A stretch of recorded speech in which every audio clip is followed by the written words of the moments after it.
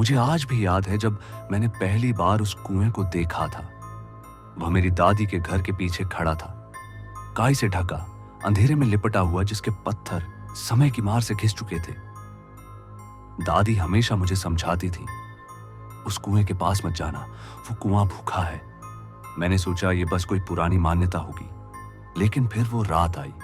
अक्टूबर का आखिरी हफ्ता था। हवा में अजीब सी खामोशी घुली हुई थी। माँ बाप कहीं बाहर गए थे और मैं अकेला दादी के पास आया था। वो घर पुराना था, हर कदम पर चरमराहट, हर कोने में गहराती परछाइयां। दूसरी ही रात आधी नींद में मेरी आंख खुली, किसी आवाज से, धीमी, बहुत धीमी।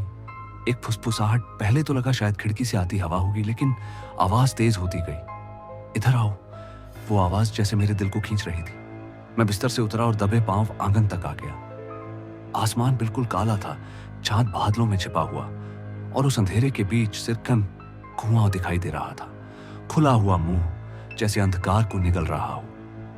मैं उसके पास पहुंचा और झांक कर नीचे देखने लगा। सांस धुंधली धुंधली निकल रही थी।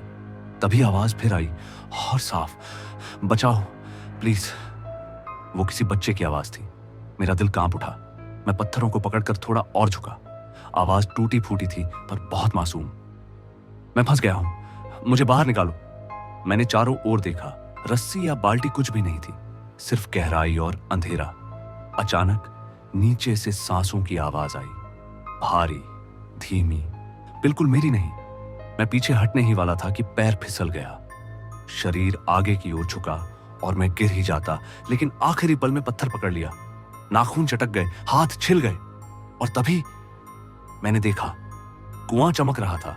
नीचे से दर्जनों आंखें मुझे घूर रही थीं, पीली, फीकी, लेकिन एक साथ झपकती हुई। और उन सब के साथ आवाजें तेज हो गईं।